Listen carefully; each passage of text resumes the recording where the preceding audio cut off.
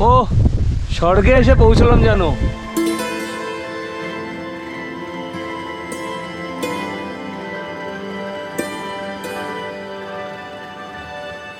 Kilometre রাস্তা continuously খাড়াই হয়ে উঠেই যাচ্ছি। वो वाला सब सिक्किम है। কমলা লেবুর বাগান আছে কিন্তু দেয় না, ঠিক আছে। গ্রিনারিসের সামনে রয়েছি, তো এখানে কত মানুষ ছবি তুলছে এখানে দাঁড়িয়ে।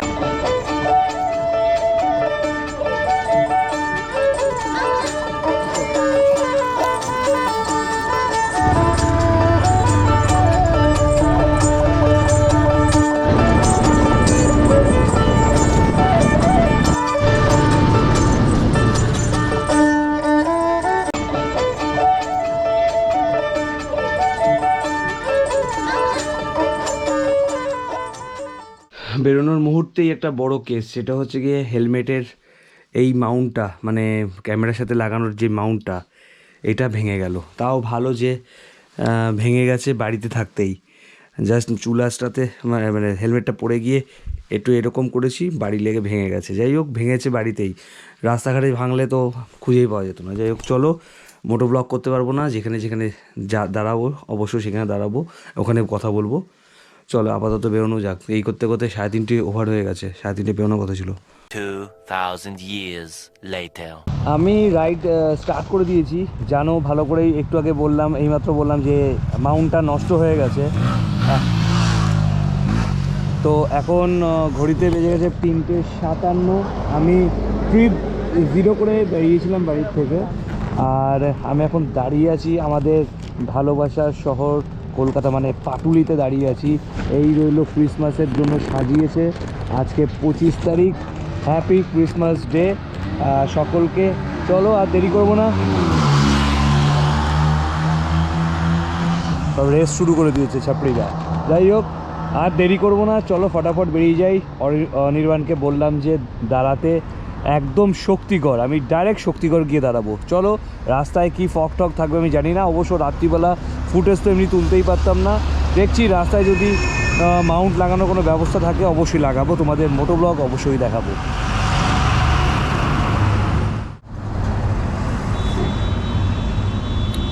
চাটা দারুণ করেছে, দাঁড়িয়ে আছি, আরেকটা চা খাবো, অনির্বাণ আসুক, তারপর ওরা আসলে আরেকটা চা খাবো।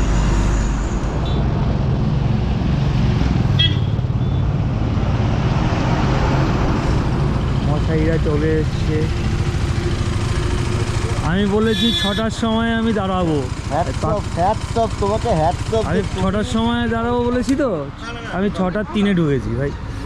যাই হোক, চলো, চাটা খাবে নাকি? না না, একদম দেরি। তোমার তো কাছাকাছি, বর্ধমানে কোনো একটা জায়গায় রয়েছি। এই রইল আমাদের 3 জনের গাড়ি। হ্যাঁ, আমরা এখন ঘড়িতে কটা বাজে, এখন ঘড়িতে বেজে গেছে মোটামুটি, এখন ঘড়িতে বাজে 7:30। যাই হোক, চা খাওয়ার জন্য দাঁড়িয়েছি। এই রাস্তাটা মোটামুটি এখনও চলবে 120 কিলোমিটার। 120 কিলোমিটার এই রাস্তা দিয়ে যেতে হবে, সোজা গিয়ে উঠবো মোড় গ্রামে। মুখ দেখা যাচ্ছে না কেন? যাই হোক, মোড় গ্রামে উঠবো। 120 কিলোমিটার রাস্তা এখনও যেতে হবে মোটামুটি। তারপর আমরা পাবো হচ্ছে গিয়ে NH-12। One eternity later.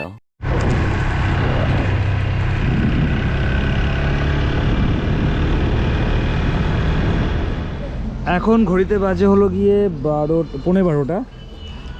ওই সেই বর্ধমান থেকে বেরিয়েছিলাম আমরা, শক্তিগড় থেকে বেরিয়েছিলাম মোটামুটি ওই 6টার সময়। তারপরে রাস্তায় একবার চা খেতে দাঁড়িয়েছি, তারপর থেকে নিয়ে টানা ভেতরের যে রাস্তাটা আছে, যেটা বর্ধমান থেকে মোড়গ্রামে ওঠে, সেই রাস্তাটা আমরা টানা 137 কিলোমিটার রাস্তায় আসলাম মাত্র 50-60 কিলোমিটার গতিবেগে। রাস্তা মোটামুটি ভালোই ছিল, কিন্তু ওই ডবল ওয়ের রাস্তা বলে আমরা ধীরে ধীরে চলেছি। হ্যাঁ, না ভালো ছিল, রাস্তার কোয়ালিটি ভালো ছিল। কি বলছো, আর কত ভালো লাগবে? এই রাস্তার কোয়ালিটি ভালো ছিল না, কিন্তু ডবল ওয়ে। ও তোমার কথা হচ্ছে কি রাস্তা ভালো না কারণ ডবল ওয়ে বলে? হ্যাঁ, ওটা আমরা গতিবেগ তুলতে পারিনি। যাই হোক, আপাতত খেতে দাঁড়িয়েছি এই কি ইয়ারাদা ধাবা। এটা কি লাই লাল টকটকে, দিনের আলোতে বোঝা যাবে না। হ্যাঁ, আমি এত লাইট দেখেছি, এখন লাল লাইট আমি দেখিনি ভাই। আর আর কি কি প্যাটার্ন আছে? একটা গ্রিন একটা হোয়াইট হয়ে যাচ্ছে, একটা গ্রিন একটা হোয়াইট হয়ে রয়েছে। One eternity later. রাস্তার বিষয়, এই রাস্তার বিষয়ে অনেক কথা আছে, বলছি।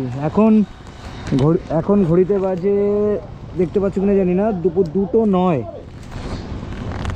ব্লগিং করতে পারছি না, মোটো ব্লগিং, কারণ সেট আপ খারাপ, বারবার করে বলছি। তো জাস্ট ফরাক্কা ব্যারেজ ক্রস করে এসে একটা চায়ের দোকানে দাঁড়িয়েছি। রাস্তার যা অভিজ্ঞতা সে আর বলার মতন নয়।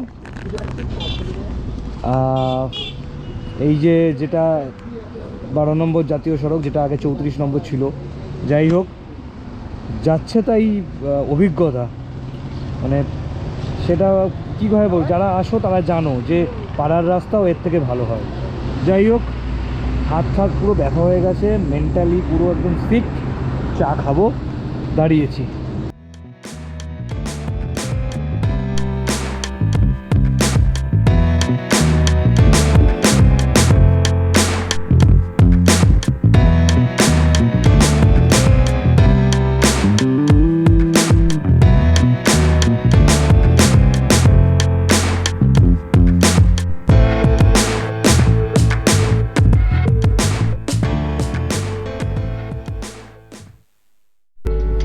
গোপ্রো হেলমেটের সাথে আটকে নিয়েছিলাম, ফটো ব্লগ করা যাচ্ছিল, কিন্তু সাউন্ড রেকর্ড হয়নি।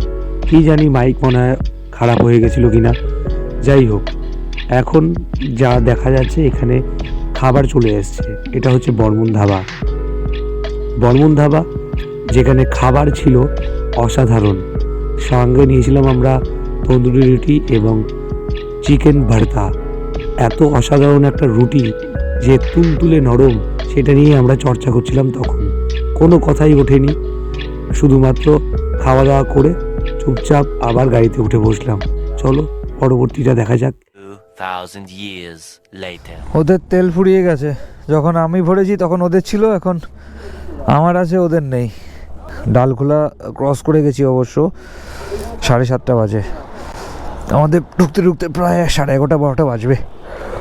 যা লোক যাচ্ছে, তো অনেকে মোটরসাইকেল চালিয়ে এই সময় পৌঁছায়, 8:30-9টা নাগাদ নিয়ে পৌঁছায় শিলিগুড়িতে। এখানেই যাচ্ছে, হ্যাঁ সব তো এখানেই যাচ্ছে। হ্যাঁ, না বলছি, পৌঁছায় তো শিলিগুড়িতে 8:30-9টা বেজে যায়। আর এখন তাড়াতাড়ি সন্ধে হচ্ছে না। ও তো পাঞ্জাব লরিকে সালা চায়ের দোকান বানিয়ে দিয়েছে, বেশ সুন্দর। তো কনসেপ্টটা ভালো, বেশ। চলো চা খাই। ওদিক থেকে একটা ট্রেন যাচ্ছে, জানি না উঠলো কি না গোপ্রোতে। ট্রেনটা স্পিডে বেরিয়ে গেল, এই ঝোপের পেছনে চলে গেছে। টাইমলি আমি ক্যামেরাটা অন করতে পারিনি। আমি গাড়ির গতি কমিয়ে দিয়েছি, 60-এর মধ্যেই আমি চালাচ্ছি। ভাইয়েরা আগে চলে গেছে, কারণ রাত্রিবেলা আমার একটুখানি প্রবলেম হয়, তাই আমি বেশি জোরে গাড়ি চালাতে পারি না। ওরা সামনে গিয়ে দাঁড়াবে, আমি গিয়ে মিট করবো আবার। 10:30 বাজে। আমরা অলমোস্ট শিলিগুড়ি পৌঁছে গেছি, বাগডোগরার দিকে ঢুকছি। তো আমরা চেষ্টা করছি যে ডাইরেক্ট হোটেলটাতে যাওয়ার। আমাদের প্রায় রাত্রি 1টা বেজে যাবে। আমাদের শিটংয়ের হোটেলটাতে আমরা ডাইরেক্ট যাব। অনেকটা সময় লেগে গেল, কারণ রাস্তা খারাপ বলে। অন্ধকারে কিছু দেখাতে পারছি না, তাই ব্লগিং করছি না, চুপচাপ গাড়ি চালিয়ে আগে যাচ্ছি। প্রচণ্ড 11:30 পাক্কা। আমরা এখানে কিছুক্ষণ দাঁড়িয়েছিলাম শিলিগুড়িতে একটা জায়গায়। আমরা এখন এত রাত্রিবেলা এখন শিটংয়ের উদ্দেশ্যে যাচ্ছি। হোমস্টেতে বলছে যে চলে আসো, আমরা সবাই জেগে আছি তোমাদের জন্য। আমাদের পৌঁছাতে বেজে যাবে রাত্রি 1:30। চলো যাওয়া যাক, একটা অ্যাডভেঞ্চার। ঘোর অন্ধকারের মধ্যে দিয়ে আমরা চলেছি। ভাবো, এখন বাজে রাত্রি 11:30, আমাদের পৌঁছতে 1:30 বাজবে। তাহলে কীরকম গা ছমছমে একটা ব্যাপার। ফরেস্টের ভেতর দিয়ে চলেছি।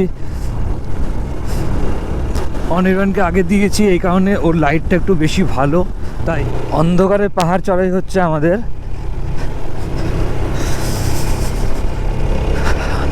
জানি না গোপ্রো কতটা জাস্টিস করছে।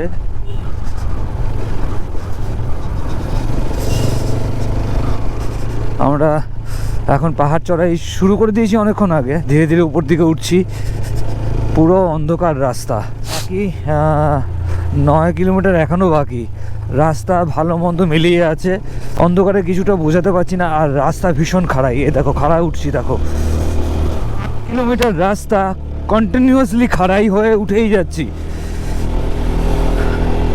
একটা জায়গায় দাঁড়িয়ে গাড়ির ইঞ্জিনটাকে একটু কিছুটা ঠান্ডা করে নেওয়ার চেষ্টা করছিলাম, কিন্তু সম্ভব নয়, দেরি হয়ে যাচ্ছে, অনেক রাত হয়ে গেছে, গাড়ির ক্লাচ প্লেট গরম হয়ে যাচ্ছে। আমরা অলরেডি পৌঁছে গেছি। এখন কটা বাজে? এখন বাজে রাত্রি 2টো। এই দেখো রাত্রি 2টো বাজে। বিভৎস রাস্তা, বিভৎস রাস্তা, মানে সে চিন্তা করার বাইরে। বুঝতে পারিনি যে এরকম যেন 90 ডিগ্রি উপরে উঠছি এরকম। আর নীলের তো প্রথমবার, ফার্স্ট টাইম একদম। আমি তো আশ্চর্য হয়ে গেছি, ওই ফার্স্ট টাইম একবারও গাড়ি বন্ধও, কিন্তু গাড়ি বন্ধ হয়েছিল তোর? একবারও গাড়ি বন্ধ হয়নি, খুব সুন্দর চালিয়েছে। আর যে জায়গাটাতে এসেছি সকালবেলা অবশ্যই তোমাদের দেখাবো, ঠিক আছে? রাতের ভিউটা একটু তোমাদের দেখিয়ে দিই, আর জায়গাটা কিভাবে আসবে আর পুরো ডিটেলস আমি সকালবেলা জানাবো। এই দেখো আমি মোবাইলের ক্যামেরার মাধ্যমে দেখাচ্ছি। এটা আমরা ছবি দেখে এসেছিলাম অবশ্য। আর এই ভদ্রলোকের হোমস্টে,